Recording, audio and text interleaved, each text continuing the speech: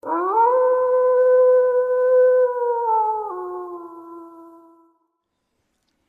welcome back to Coffee with the Wolves, presented by Grounded Coffee Bar. I'm Damian Dennis.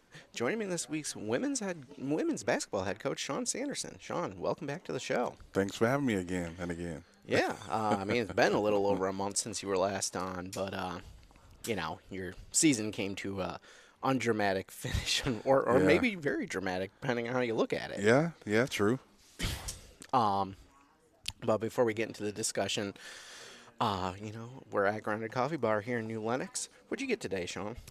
So I took out to my buddy. He got the Coach Turner got the strawberry refresher. So I thought I would try it with a little caffeine. I didn't even look at the menu today. Emma just knew I usually get the monthly cold brew. Yeah. All I know about it is it's got banana in it. Oh, oh, I told her a story about my buddy Nate, how he's mildly allergic to bananas, so I like to throw them at him when he visits from Detroit. Goes to music festivals with me, and I'll be like, hey, Nate, you want a banana? But yeah, we're here to talk about your season. We're going to talk a little bit about what you do in your day job at JJC as well, because you're not just a women's basketball coach. But oh before yeah. that, we already talked a little bit about Grounded Coffee Bar. We have to kick it to the ad read because Coffee with the Wolves is sponsored by Grounded Coffee Bar. Hey everyone, it's a great day to get grounded. With locations in New Lenox and Frankfort, it's always a good time to stop by and try our seasonal drinks. Whether that's cherry as summer comes to an end or pumpkin as fall begins. We've also updated our hours to better serve you. We're open late on Fridays and Saturdays now until 9 p.m. Make sure you're following our socials, that's Instagram and Facebook, for the latest updates on our specials and events so you don't miss out. Grounded Coffee Bar is a proud sponsor of Coffee with the Wolves and JJC Athletics. And while we sat there in silence, Shaun, I saw a big fluffy dog outside. It caught my attention. But yeah, again, big thanks to Grounded Coffee Bar for just sponsoring the show pretty much throughout the academic year so far. We're kind of nearing the end at this point. It's April 2nd when we're recording this. And the show comes out April 3rd. So, we got a little over a month left of the year. Yeah. I mean, excluding golf. Oh yeah. Yeah. They went until June last year, which caught, I think, a little bit of everybody off guard. Yeah. Yeah. Definitely. But yeah, let's kind of backtrack because the last time you were on the show, I believe we were sitting in this spot. We were talking about, the cards have fallen your way theoretically, even though your team was, and I don't even know the record offhand, but you guys were just below 500. You had a good chance at making, the postseason, considering the way other teams performed and the cards fell. But when it came time for decision day, I was like, hey, okay, guess Yeah. not. Yeah. We finished 12-14. It actually came down to having to beat Triton, who had a really good year. Um, and I think you saw the stress with the players. We went down like 35. Yeah. But we were able to cut it to 10 with like 4 minutes to go. So, all in all, we didn't have the numbers to help support what we really needed, playing Yeah. with 8 players to come back like that. But we were hoping to get that automatic bid. Fortunately, we didn't get it. Yeah. So, I think the cards fell where they were supposed to, and, better luck next year. Yeah. What was, because I know you had made your case to submit a bid, and I remember you had a discussion with the AD because it was like, you really want to, do this, do that, but you guys submitted the bid, didn't get selected. How optimistic were both the coaching staff and the players about getting that bid? And did it kind of deflate kind of the temperature in the room, let's say, when you didn't get chosen? Well, when we looked at it, Rochester, who's a regular each year, didn't have a season. So normally 4 teams from Minnesota will make the tournament. Yeah. And this time it was going to be 3. But not only that, our record versus Division 1, we were at 500 versus Division 3, 500. We were 9-11 versus Division 2s. Yeah. So our strength of the schedule was huge. We had beat a ranked team for Division 2. And when you compare that with some of the other teams that made it, there was we won't call any names, but a team that had like 7 JV wins. and had only beat a junior college for their 3 wins, Yeah. one junior college. So you look at that and some other teams, but what really happened is a couple of the teams that were expected to be at the tournament lost in their tournaments, but they Hmm. got the automatic bid over us. So Yeah. yeah, Yeah. How did your players kind of take to, just the news about not making it? they were devastated, and I think more so the sophomores, Yeah. Demi Daz and McKenna, wanted to extend their seasons, and Hmm. I wanted, especially Demi, she Yeah. had been there and wanted to return. So they were devastated, but unfortunately, the season for next year doesn't stop. Yeah. So for those incoming freshmen, they're working to come back next year. But then for the sophomores, it's about moving on, Yeah. and finding that next school for them. Yeah. And I know when we were setting up here, you had mentioned you've been taking calls all week about your sophomores. I know you can't get into the specific details, but a lot of your sophomores are looking to keep playing. Just what have those calls been like? Yeah, and we're still waiting on some postseason awards. So, but yeah, just tons of schools around the country. They're starting to want to fulfill their teams for next season as Hmm. their season's in. We have the NCAA Final Four coming up, so a lot of those coaches are there, and you know, we have a talented group that can help a lot of teams. So, they think after 1 or 2 calls, that's it. Then Yeah. here comes another slew of teams calling. Yeah. So, my phone does stay busy for all 3 sophomores. So it's a fun time and a stressful time for them as they look to find a new home. And it's kind of funny, and I don't know where you're at in this process because I guess I don't really know how it works. But your sophomores being recruited. I'm sure some of your current freshmen are also being recruited. It happens, maybe not, but on that topic, you're also recruiting because you've Yeah. got an incoming freshman class. So like, where do you stand with recruiting right now? Like, do you have an idea what your team's going to look like, or do you still have half a dozen spots to fill? There's some uncertainties there. There's some injuries we have to look at to see to make sure that they're going to be back and what the Hmm. timetable is with that. We got that, check with Mark. Um, and, just even the academic side. Like sometimes players realize, this isn't what I really want to do. So we're right now we're in the middle of having our one-on-one meetings with our Hmm. players, and there's some key pieces that we're still looking to fulfill next year.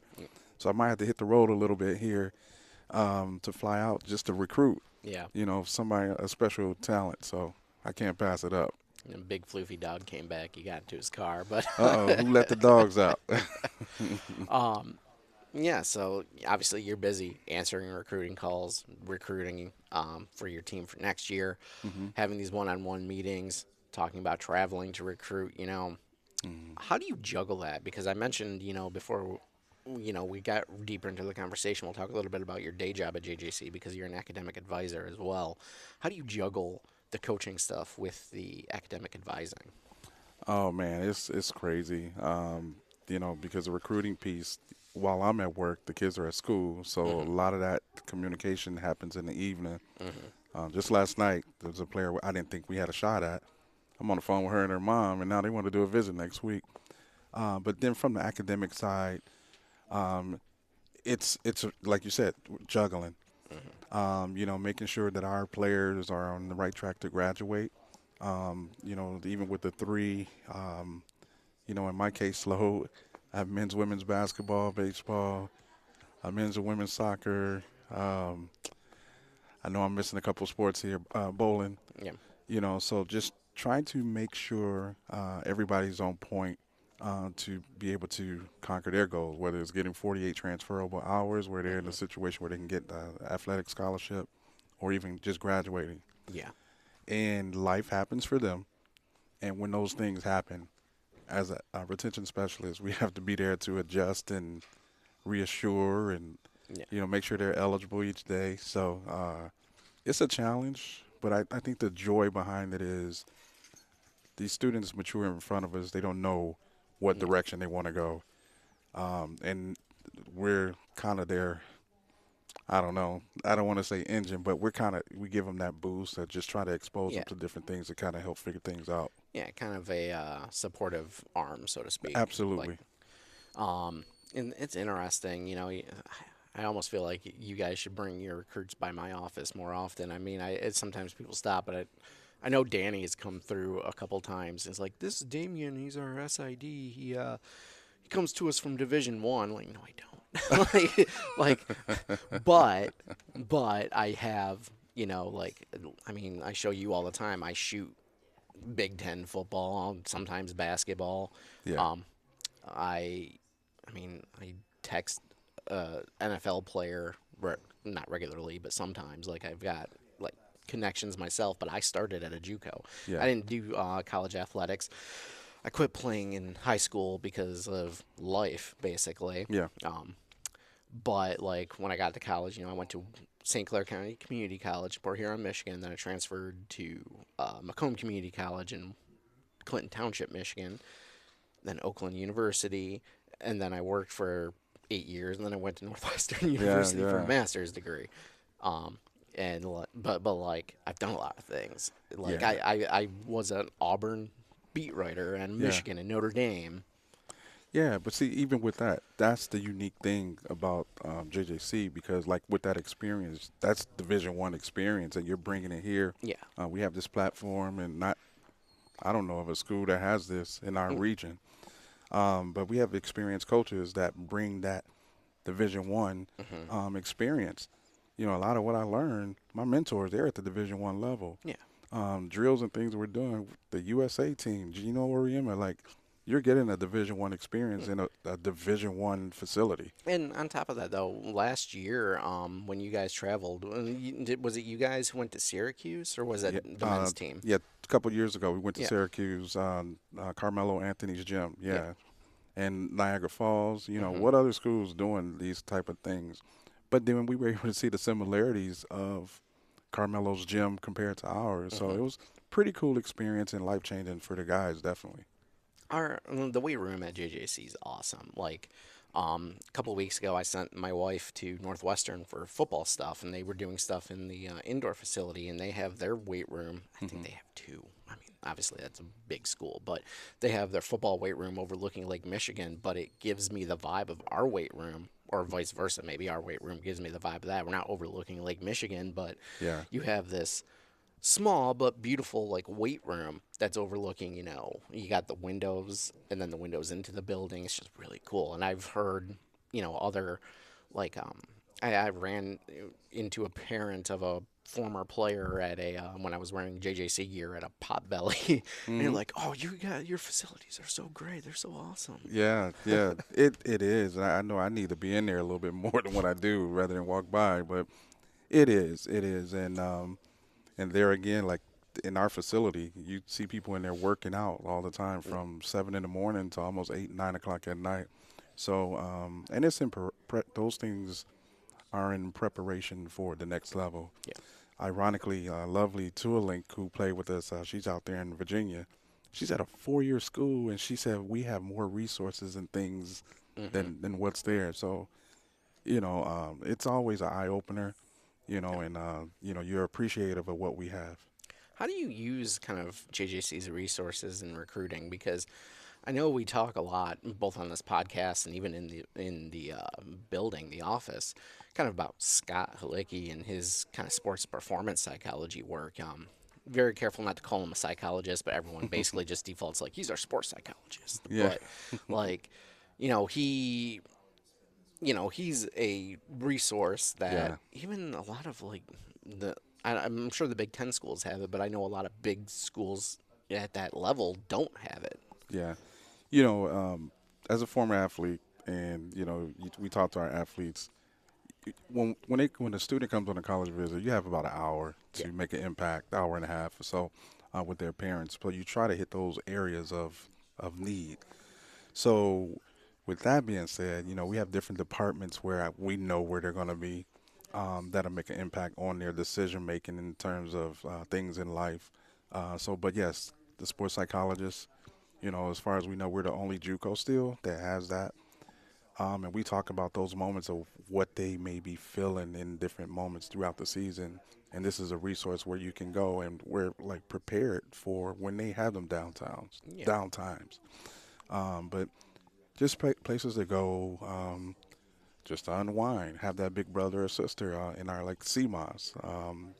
Something simple as the library, going to the theater, Yeah. just different things to give them like a 4 year college Yeah. experience. Because these students are so quick to leave home, but they're not ready to leave home. So they can Yeah. leave home a few miles away and still get that 4 year experience. It's funny. You and I talked before in the office, like, oh, we don't get it. Like some of these kids don't want to leave home. Like when it comes to the recruiting process after JJC, Yeah. because like for me, I was like, I would have left home as a freshman in college. I couldn't. That's my fault though, because I was a terrible student in high school. So I hate talking about myself on here, but I was a really bad high school student. Yeah. So to say I have a degree from Northwestern is just wild as an adult. But like you do make a good point. Like a lot of just students in general come to JJC just to get started, whether it's because of cost or knocking out this prereqs, kind of save money or stay close to home. It's usually a blend of all three because you can tackle a lot of different college goals Hmm. early, cost effective, and even more cost effective if you don't have to pay rent or boarding or something. Yeah, yeah. And like I said, it's a beautiful campus, and I think the huge advantage is everybody on our in our department played sports, so we know. So we tend to tell them what they don't know and prepare them for what they don't know. And you're right, they don't want to leave, Mm. but when they go away, they come back and say, "Oh my God, it wasn't like this." Or Coach Martha was my the first player I coached as a head coach. She's back and she's back home. Yeah. And she always talks about how we made this place feel like home, and she's still there. Yeah. So after years, Yeah. so Uh, but yeah, it's the academic side. I want to ask. I can't see how long we've been going, so I'm just trying to stretch it out a little bit. But I want to ask for those who don't know, especially because you are in the recruiting process, you can maybe show them this part of the clip. But what do you do as an academic advisor or retention specialist? What is your goal, and what are you doing in that specific role day to day? yeah. Coming in, I always tell them my goal for them is to get 2 degrees, and that's a general studies degree, which is automatic if you're pursuing that associate of arts degree. And once they tell me what they're interested in, it's my job as a retention specialist to put them on a path to at least graduate by May of their sophomore year or by that summer. Now, um, for some, that's not possible because of their role, whether they possibly failed a class or just for whatever reason, whether it's failure or just personal situations. So, but as a retention specialist, kind of monitor, keep track, making sure that they're eligible Hmm. by passing the right amount of hours, but at the same time staying on track. So sometimes if they don't graduate from JJC, it's okay. We do what's called like a reverse transfer where they can earn that degree still. Yeah. But it's basically just helping them through their process 2 years, 2.5 years on their way to success. Recommending classes. Me personally, I get to know every one of our students Hmm. because their learning is different. Yeah. So, and we get to know some of the professors because you may, based on personalities, you may adapt to this particular professor versus the one that rarely talks to you and doesn't relate. Yeah. So, and we want our student athletes to be in a great situation, and maybe they haven't matured to that point where they're able to talk and express themselves, whereas the next professor can get that out of them. Yeah. And I do have those professors that tells me right away, hey, such and such didn't come to my class. So I need to know who those students are as well. So, because if they know what's best for them, they'll go to class every day. But unfortunately, we have those that try to finagle the system. So I got to be able to catch them too. Yeah. Well, Sean, I don't know how long we've been sitting here talking, but Like 5 minutes. yeah, yeah. I mean, we could keep going. I mean, we got plenty to talk about, like the men's season, the way that ended. Yeah. They finished sixth in the country. Softball's on a tear right now. I mean, they just finally lost. They got swept for the first time this season in a doubleheader over the weekend, but before that, they won 13 games straight, 5 series sweeps, Yeah, and yeah. then they responded by sweeping another team. So like softball's rolling, baseball's going. I think golf starts up next week. Yeah. For the spring season, track and field is back in it for outdoor. Actually, it was funny because Jeff, it was between you and Jeff for today, but Jeff said he couldn't make it because I think they're traveling or something. Yeah, and that actually just got canceled, so Yeah, they'll be running tomorrow. yeah, Yeah, and for the record, we finished number 12 in the country throughout for the final poll, so that's huge for recruiting. yeah, yeah. I didn't know that. So I mean, because how big is the national tournament? Isn't it? 12 teams. Yeah. So like Hmm. in theory, you finish in the top 12. You, maybe you should have won. Yeah, I'm not saying. I'm just saying. All right. Well, Shaun, I appreciate you taking the time to come out to Grounded Coffee Bar. Yep. Yeah. I can't say good luck because the season's over. Good luck with the recruiting. Recruiting, yeah, much needed. Thank you. Yeah. We'll be back next week with more coffee with the Wolves presented by Grounded Coffee Bar.